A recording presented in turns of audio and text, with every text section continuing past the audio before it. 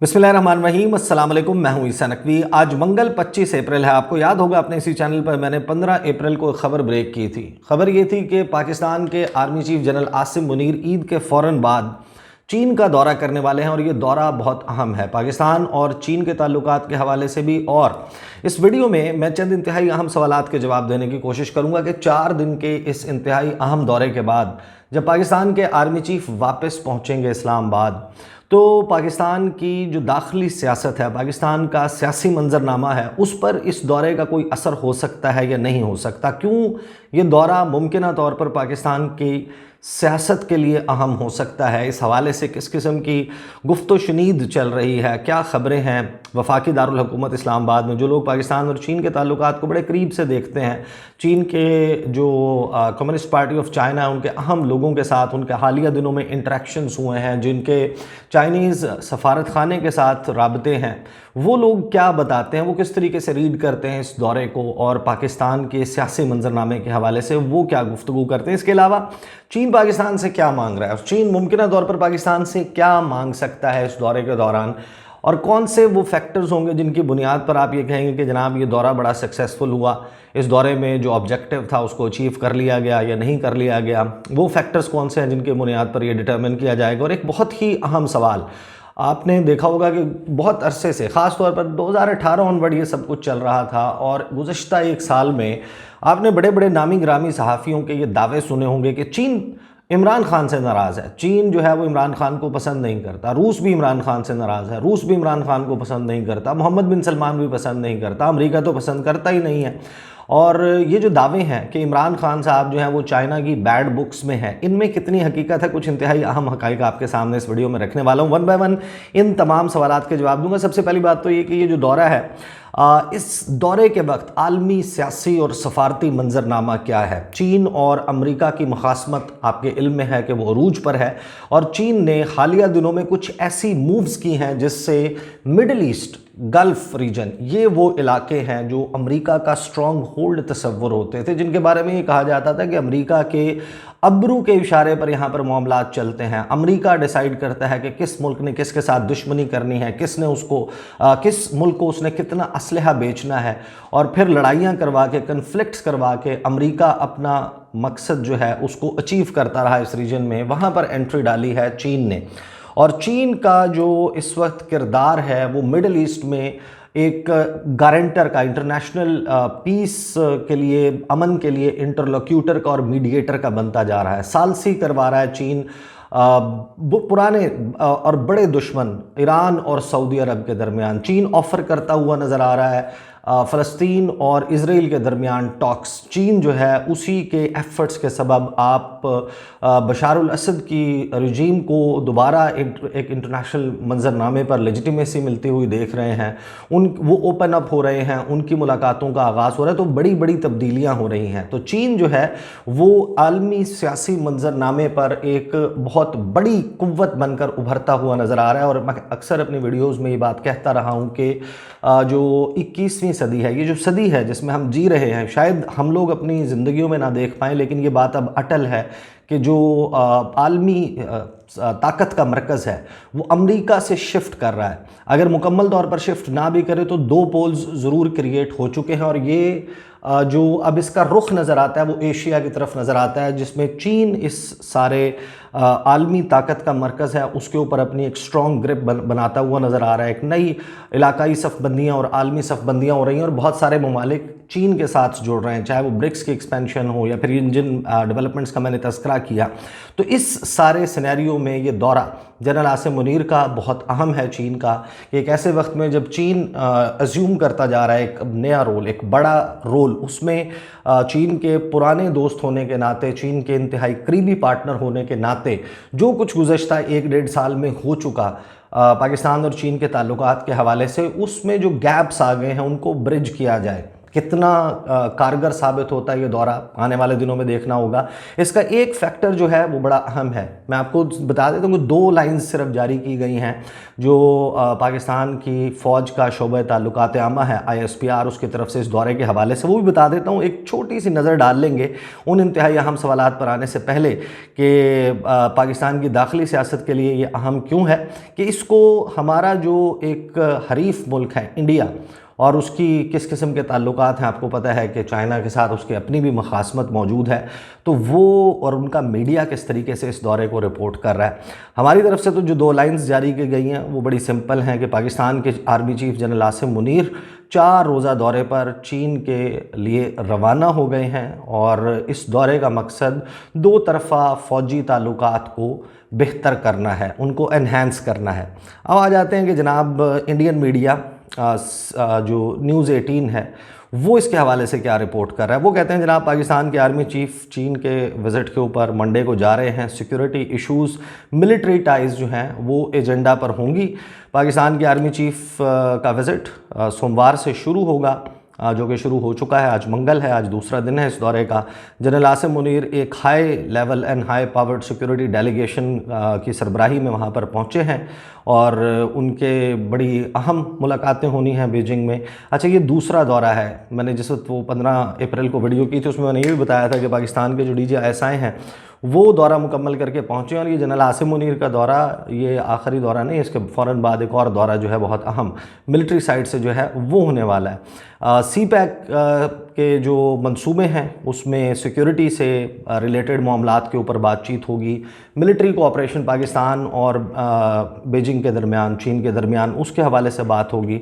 इसके अलावा जनाब गवादर का विज़िट किया था, आपको पता है कि जनरल आसिम मुनीर ने, उसके हवाले से ये लिख रहे हैं इंडियन मीडिया के आर्मी चीफ जो हैं पाकिस्तान के, वो गवादर में CPEC के जो मंसूबे हैं उनके हवाले से गुज़श्ता कुछ अरसे में इस दौरे से पहले उन्होंने जायज़ा लिया है उनकी सिक्योरिटी के मामलात का और ये वो मंजरनामा है जिसमें ये दौरा होने जा रहा है। अब आ जाते हैं हम उन इंतहाई अहम और चुभते हुए सवालात की तरफ, जो सवालात आपने बड़े शद्दोमत से सुने होंगे, जो दावे बड़े शद्दोमत से सुने होंगे, ख़ास तौर पर जो PDM के रहनुमा हैं वो इस हवाले से बहुत बात करते आते हैं। आपको पता है कि पूरे 4 साल ये कैंपेन चलती रही कि इमरान खान ने चीन और पाकिस्तान के ताल्लुकात को बैक बर्नर पर डाल दिया, इमरान खान ने नुकसान पहुंचाया, इमरान खान ने स्लो डाउन कर दिया है CPEC को, इमरान खान से चीन खुश नहीं है, इमरान खान जो है वो चीन की बैड बुक्स में है।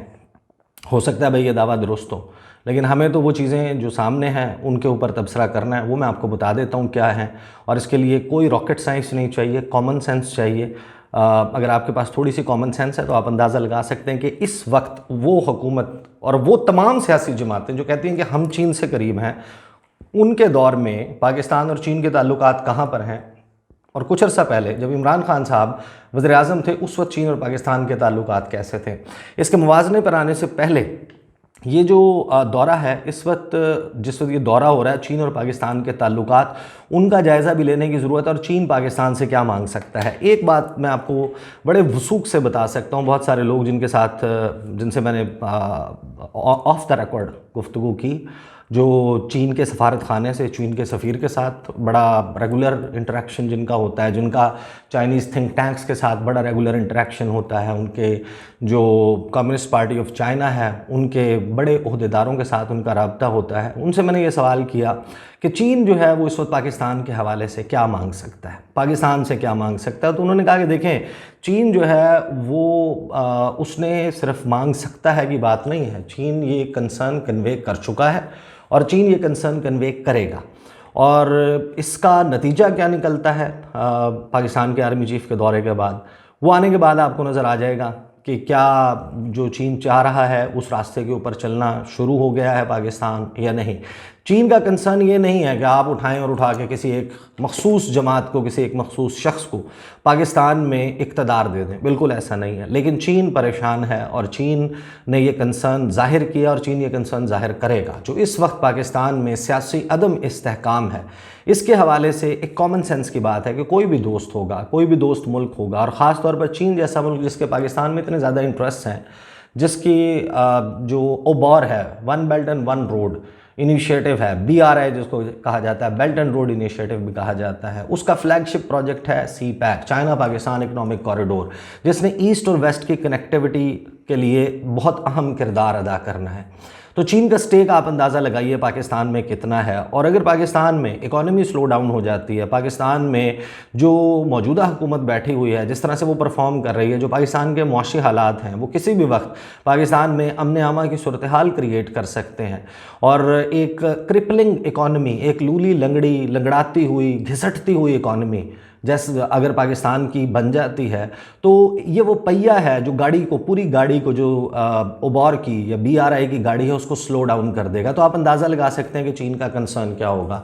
चीन को ये मकसद नहीं होगा कि फ़लाँ पार्टी हुकूमत में आ जाए, लेकिन उनको सियासी इस्तेहकाम उनके लिए एक कंसर्न है। पाकिस्तान में जिस किस्म की पॉलिटिकल इंस्टेबिलिटी है, वो डायरेक्टली पाकिस्तान में मुआशी इंस्टेबिलिटी, मुआशी अदम इस्तेहकाम क्रिएट कर रही है। और चीन ने ये मामला ना सिर्फ टेकअप किया, बल्कि जो लोग बड़े करीब से इस वक्त चाइना के साथ राब्ते में हैं, वो ये दावा करते हैं कि चीन ये मामला जो है वो आर्मी चीफ़ के साथ भी उठाएगा। और उसकी वजह यह है कि चाइना को भी पता है, पूरी दुनिया को पता है कि पाकिस्तान में जो आर्मी है वो किस हद तक सियासी मामलात पर उसकी गिरफ्त है। अगरचे फ़ौज है वो ये कहती है कि हम सियासत में मुदाखलत नहीं कर रहे, लेकिन सबको मालूम है कि फ़ौज का किरदार बहरहाल मौजूद है, और फ़ौज के इस किरदार की ख्वाहिश हमारे सियासतदानों के अंदर मौजूद है। तो आर्मी चीफ़ इस दौरे से जब वापस आते हैं, तो हम देखेंगे कि और आपको भी अंदाज़ा हो जाएगा, नज़र आ जाएगा कि किस किस्म के मामलात चलते हैं। चीन की बात पर तवज्जो दी जाती है, इस्तेहकाम की तरफ जाता है ये मुल्क, या फिर इसी तरीके से ये लड़ाई चलती रहती है और लड़ाई को मज़ीद गंभीर बनाया जाता है। अब आ जाते हैं उस बुनियादी सवाल और सबसे अहम सवाल की तरफ कि चीन पाकिस्तान के साथ और पाकिस्तान की मौजूदा हुकूमत के साथ खुश है, ये दावा है। और इस दूसरा दावा यह है कि इमरान खान जो है वो बैड बुक्स में है। इमरान खान के सवाल को ज़रा पसे पुश्त डाल दें। मैं आपके सामने इस वक्त चंद हक़ाइक़ रखने लगा हूँ मौजूदा हुकूमत के हवाले से। अप्रैल की 10-11 तारीख को 9-10-11 ये वो तारीखें थी जिस वक्त रजीम में एक चेंज आई, तब्दीली आई। इमरान खान साहब की हुकूमत ख़त्म हो गई। शहबाज शरीफ 9 तारीख को वोट लेके 9, 10 और 11 तारीख को हल्फ उठाकर फिर वहाँ पर हुकूमत कायम हो गई। उसके बाद से अब तक चीन और पाकिस्तान के ताल्लुकात कहाँ खड़े हैं, आपको याद होगा बिल्कुल आगाज़ में 26 अप्रैल को कराची यूनिवर्सिटी में कन्फ्यूशियस इंस्टीट्यूट के बाहर धमाका हुआ। 3 चाइनीज़ टीचर्स और उनके ड्राइवर वो मारे गए। उस धमाके के बाद जो पाकिस्तान और चीन के ताल्लुकात में डिप है, आपको याद होगा कि एक धमाका पहले हुआ था जो एक तो वो कोयटा सरीना की पार्किंग में हुआ था, लेकिन एक जो सीरियस धमाका था जिसमें चाइनीज़ नेशनल मारे गए थे, वो धमाका हुआ था दासू डैम अटैक। उसके फ़ौरन बाद आपको याद होगा कि फ़ॉरेन मिनिस्टर शाह महमूद कुरैशी को और उस वक्त के DJSI जनरल फैज़ हमीद को चाइना को जाकर वहाँ पर गारंटीज़ और अश्योरेंसेस देनी पड़ी थी। और उसके बाद चीन ने बहुत सारे मंसूबे जो स्लो डाउन हो गए थे, जिनके ऊपर जहाँ से स्टाफ बुलाने की वापस बुलाने की बातें हो रही थी, उसको रोक दिया था उस अमल को। लेकिन जो कराची हमला है उसके बाद जो चीन के कन्फ्यूशियस इंस्टीट्यूट्स हैं, उनके बहुत सारे लोग जो मुख्तलिफ प्रोजेक्ट्स में काम कर रहे थे, उनको वापस बुला लिया गया। वो अभी तक वापस नहीं आए।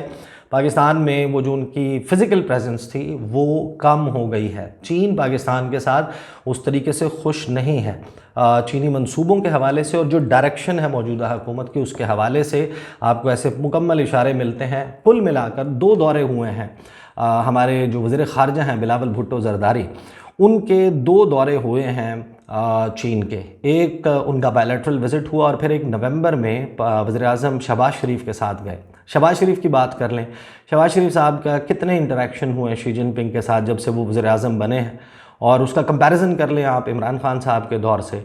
शहबाज शरीफ साहब जिनकी ज़बान नहीं थकती और जिन जमातों की ज़बान नहीं थकती ये कहते हुए कि चीन जो है वो हमारा सबसे करीबी दोस्त है, आप इनके अमेरिका के हवाले से बयानात देख लें तो आपको अंदाज़ा हो जाएगा। और अमेरिका के दौरे 4-5 विज़िट्स जो हैं वो बिलावल कर चुके हैं अमेरिका और अमेरिका के जो एलाइज़ हैं उनके हवाले से उनकी क्या सोच है, किस किस्म के बयानात आते हैं, किस किस्म के विज़िट्स हो रहे हैं। और दूसरी तरफ जो चीन है उस तरफ 2 दौरे हुए। वज़ीर आज़म शहबाज शरीफ को कितने वक्त के बाद नवंबर के महीने में जाकर, हालांकि उन्होंने आगाज़ में ये दावा किया था कि मैं जा रहा हूँ, सबसे पहले जिन ममालिक का दौरा करूँगा उसमें चीन शामिल है। शहबाज शरीफ का टोटल 1 दौरा हुआ, बिलावल के जो दौरे हुए मैं बता चुका। और हैरानी की बात यह है कि दिसंबर 2022 में चीन के वज़ीर ख़ारजा किंग आंग बन जाते हैं, उससे पहले वांग यी थे। किंग आंग के वज़ीर ख़ारजा बनने के बाद हमारे वज़ीर ख़ारजा और चीन के वज़ीर ख़ारजा के दरमियान एक टेलीफोनिक कन्वर्सेशन हुई है 10 जनवरी को, 9-10 जनवरी को जो है वो टेलीफोनिक कन्वर्सेशन हुई। उस वक्त और उससे पहले ख़बरें चलवाई गई, और आप जाकर इनको गूगल करें, सर्च करें, आपको मिल जाएंगी। द न्यूज़ में, दूसरे अखबारों में ख़बरें चली गई, जनाब चीन के वज़ीर ख़ारजा जो है ना, वो अपनी जो सफारती इनिंग्स है बतौर वज़ीर ख़ारजा वो आगाज़ करेंगे तो पाकिस्तान उन चंद पहले ममालिक में शामिल होगा जहाँ का वो दौरा करेंगे। आप अंदाज़ा लगाइए, हम अप्रैल के आखिर में बैठे हुए हैं और चीन के वज़ीर ख़ारजा किंग आंग का दौरा पाकिस्तान नहीं हुआ। वो अफ्रीका जा चुके हैं, वो फ़िलिपीन का दौरा कर चुके हैं, वो इंडोनेशिया का दौरा कर चुके हैं, वो इंडिया का दौरा करने वाले हैं, चाहे वो एक मल्टीलैटरल फोरम शंघाई ताउन तंजीम के जो है हवाले से इवेंट की वजह से हो, चाहे इस वजह से दौरा हो रहा हो, लेकिन वो वहाँ जा रहे हैं। अभी तक पाकिस्तान का दौरा नहीं हुआ। तो ये कैसे मुमकिन है कि अगर ताल्लुकात बेहतरीन हैं और चीन, ये डिप्लोमेसी में ये चीज़ें बहुत मैटर करती हैं। आपका जो वज़ीर ख़ारजा होता है या आपका वज़ीर दिफ़ा होता है वो कहाँ का दौरा पहले करता है, कितने हाई लेवल इंटरेक्शन हुए हैं चीन और पाकिस्तान के दरमियान। हमारे फ़ॉरेन सेक्रेटरी गए थे, उनकी मुलाकात हुई, हमारे DGISI जो गए चीन, उनकी मुलाकातें हुई। फ़ॉरेन सेक्रेटरी असद मजीद ख़ान की भी चीन के वज़ीर ख़ारजा के साथ एक कॉल ऑन हो चुका है, लेकिन बिलावल भुट्टो ज़रदारी का कोई इंटरेक्शन नहीं हुआ। उनकी जो मुलाकात आखिरी मरतबा किसी चीनी वज़ीर ख़ारजा के साथ हुई थी वो वांग यी थे।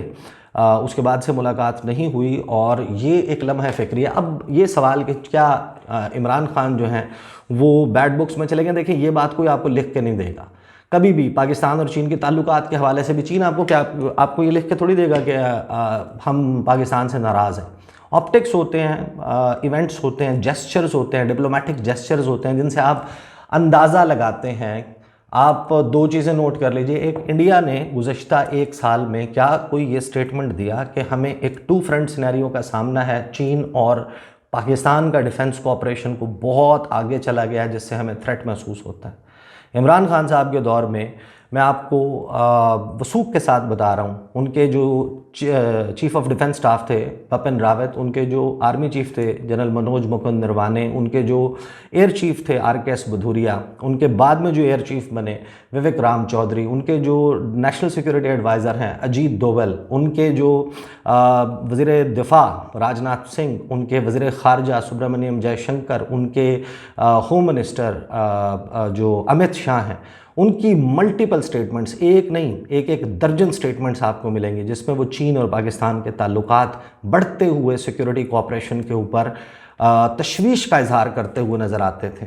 यहाँ शहबाज शरीफ साहब की हुकूमत आई है, उन जमातों की जो चीन के बहुत करीबी हैं उनकी हुकूमत आई है, और इंडिया के सारे कंसर्न्स ख़त्म हो गए, इंडिया की सारी तशवीश ख़त्म हो गई है पाकिस्तान और चीन के ताल्लुकात के हवाले से। और पाकिस्तान के आर्मी चीफ़ के दौरे चीन के हवाले से सवाए न्यूज़ 18 के किसी और इंडियन मीडिया ने अभी तक इसको रिपोर्ट नहीं किया। As I speak in the early hours of मंगल 25 अप्रैल अभी तक इंडियन मीडिया ने स्टोरी को उस तरीके से टेकअप नहीं किया जो यूजुअली पाकिस्तान और चीन के दरमियान ताल्लुकात के हवाले से होते हैं। और फिर कॉमन सेंस से एक सवाल जो है उसका जवाब देने की कोशिश करता हूँ। अगर वैसे तो कॉमन सेंस को ज़्यादा कॉमन नहीं होती, मुझे ये बात समझ नहीं आती कि ये कैसे मुमकिन है कि एक लीडर पाकिस्तान में जो ये कहता हो कि I want to emulate China, I want to emulate the model of Xi Jinping कि किस तरीके से उसने पॉवर्टी से निकाला चीन के लोगों को। और ये सवाल का जवाब वो दे रहे थे रशियन मीडिया, जो रशियन मीडिया है ऑफिशियल मीडिया, उसने सवाल किया कि आप क्या समझते हैं कि आपकी जो क्रिकेट की महराज थी वो ये थी कि आपने वर्ल्ड कप जीता, अगर आप जो सियासत कर रहे हैं आपकी सियासी इनिंग की महराज क्या होगी। तो उन्होंने कहा कि अगर मैंने शी जिनपिंग का जो मॉडल है उसको अप्लाई करते हुए और चाइना के मॉडल को एम्यूलेट करते हुए पाकिस्तान में लोगों को पॉवर्टी से निकाल लिया तो फिर मैं समझूंगा कि ये मेरी सियासत की और मेरे पॉलिटिकल करियर की महराज है। और इमरान खान साहब जो हैं वो ये कहते थे कि जनाब it is unfair on part of US to pressurize countries like Pakistan to pick sides between America and China. ये वो स्टेटमेंट है जो 26 जून 2022 को 2021 को इमरान खान साहब ने दिया चाइनीज़ मीडिया से गुफ्तगू करते हुए। तो उनकी बैड बुक्स में इमरान खान कैसे चले जाएंगे? इमरान खान वो हैं जिन्होंने जो बाइडन की जो 9-10 दिसंबर की समिट फॉर डेमोक्रेसी थी उसमें शिरकत से इस वजह से इनकार किया कि उसका फोकस ये था कि चीन और रशिया के ख़िलाफ़ एक अलायंस जो है वो जो डेमोक्रेसीज़ हैं वर्ल्ड ओवर उनको रैली किया जाए। तो किस तरीके से उनकी डिसलाइकिंग हो सकती है इमरान खान के लिए जो खुलकर ऑकस अलायंस के ख़िलाफ़, जो क्वाड के ख़िलाफ़ एक पोस्चरिंग कर रहा था उस वक्त की हुकूमत।